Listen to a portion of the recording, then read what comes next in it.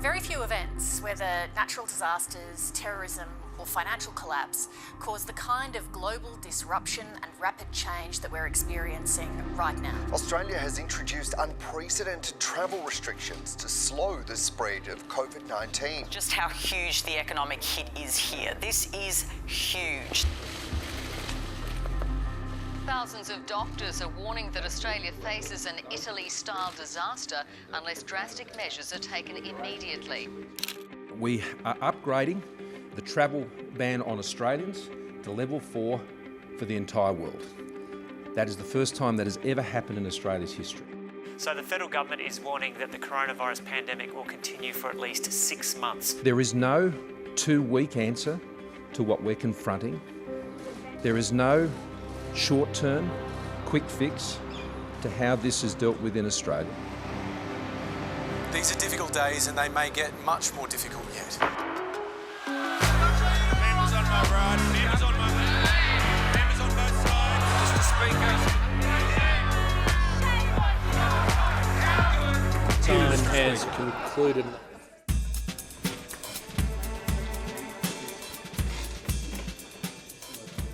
We'll continue to rely on the medical advice and we'll make decisive judgments as appropriate and as required. We should all practice good hygiene, we should wash our hands. The more we can do to separate people and to stop that infection spreading, the better. At the moment, it's social distancing and trying to keep people apart from one another. The news just in on this that not all politicians will be returning to Canberra. Only 90 MPs in the House of Representatives next week. Also, there'll be no public members allowed to watch. Can I have a long black? Do you want a long black too? It's a little bit different with these lines in place as a bit of a marker as to how to keep our distance. It's been crazy. Lots of things have been happening this week.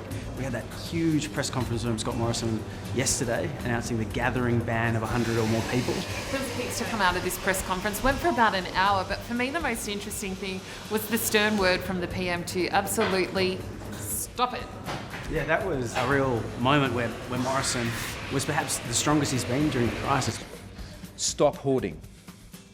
I can't be more blunt about it. Stop it. It's not sensible. One of the major things that he wanted to really hit home was an end to all this panic and the anxiety that is spreading across the community. No doubt we're dealing with something that's completely unprecedented, but he really called for calm, particularly in regards to the supermarket, something I think we've all taken for granted or we've now got a new appreciation of. You're the rural reporter. You know, how much food do we have? We've got so much food. The fact that supermarkets are running out is just bonkers. Some of the supermarkets have said they've been working as though they're feeding 50 million Australians this week.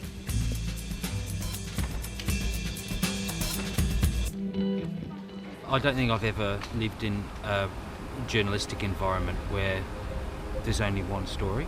Yeah. When there's only one story, it's usually for 1 or 2 days. And I think it's interesting as well, you go for coffee or coffee via Skype now with friends and you don't really talk about anything else. It's pretty exhausting. The economy is bracing for a hit as bad as any downturn this nation has seen. Remember, it was last Thursday that we were talking about this first stimulus package. The situation has deteriorated so much that we are now talking about a second stimulus package. The government will today unveil its latest rescue plan to help.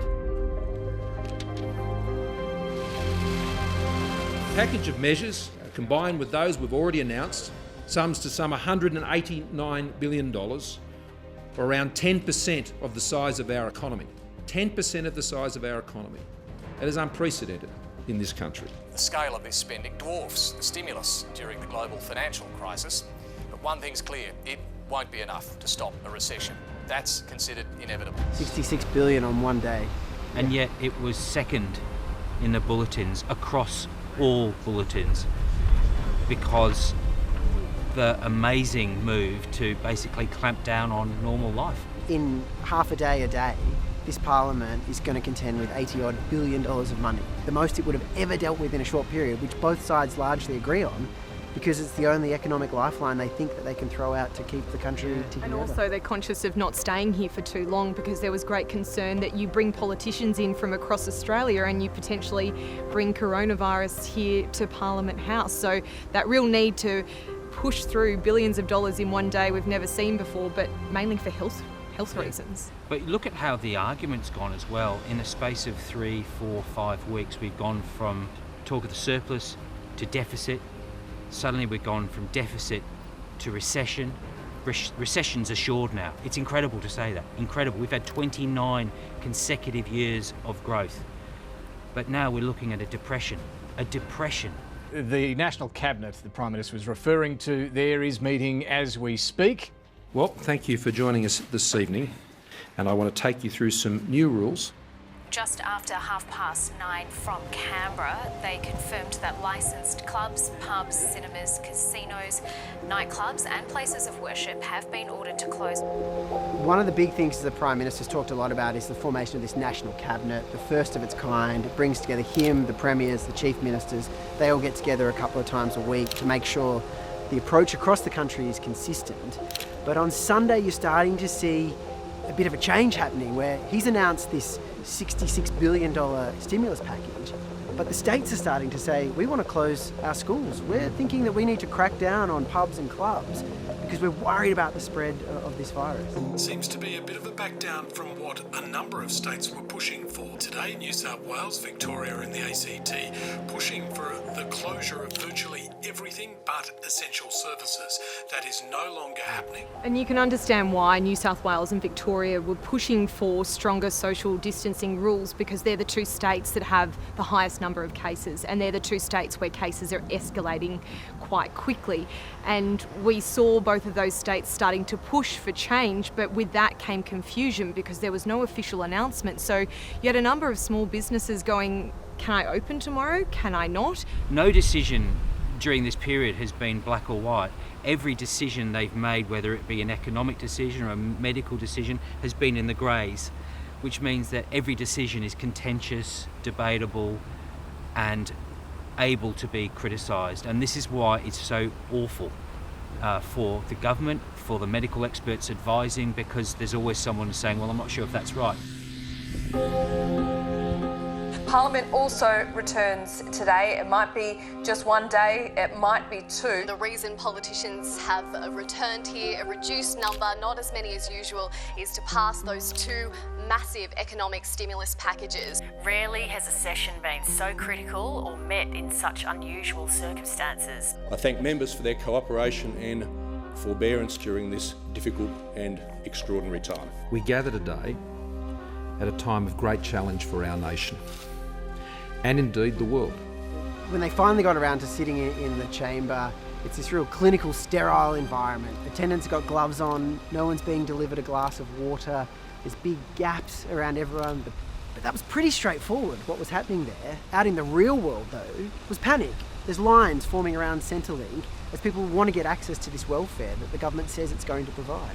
And the terrifying figure that the government released, saying they think 1 million people will need welfare as a result of this coronavirus crisis. And then we saw the website, MyGov, which is what you need to go on to if you need Centrelink support, that crashed. Now, the figures with that are incredible. So on a normal day, about 6,000 people go on MyGov.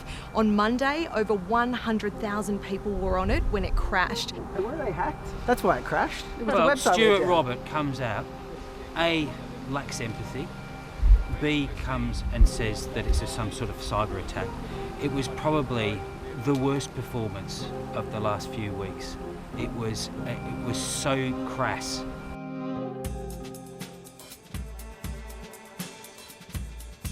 At the moment, it's I'm looking at the clock, it's 8:30 at night and we've still got a long way to go, especially if there are amendments and it has to go back to the House. It's really going to be a long one tonight. It's such a weird feeling in the building tonight because usually there's lots of politicians coming around to say hello, wanting to do late night interviews. The building's like a ghost town, you know, there's probably some quiet negotiations going on in Matthias Cormann's office right now, but that's about it. Otherwise, it's the bare minimum.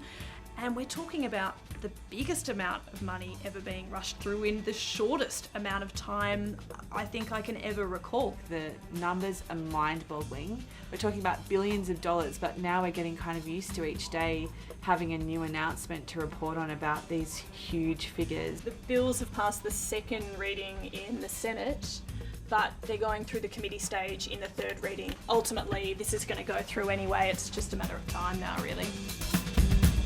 The question is that the amendment be agreed to. All those of that opinion say aye. To the contrary, no. The ayes have it. The House stands adjourned until a date and hour to be fixed in accordance with the resolution agreed to earlier this sitting. How weird is this? Extraordinary, isn't it? The galleries here, the public areas of the Parliament shut down, not a soul. It is eerie. And the fact is, we don't know when it's going to come back to life again. For those of us going through this period, maybe it's useful to remember that though it's scary, it's unnerving, it's also a fascinating, most amazing moment in human history. And that's one thing that's helping me get through this, because the alternative is horrifying.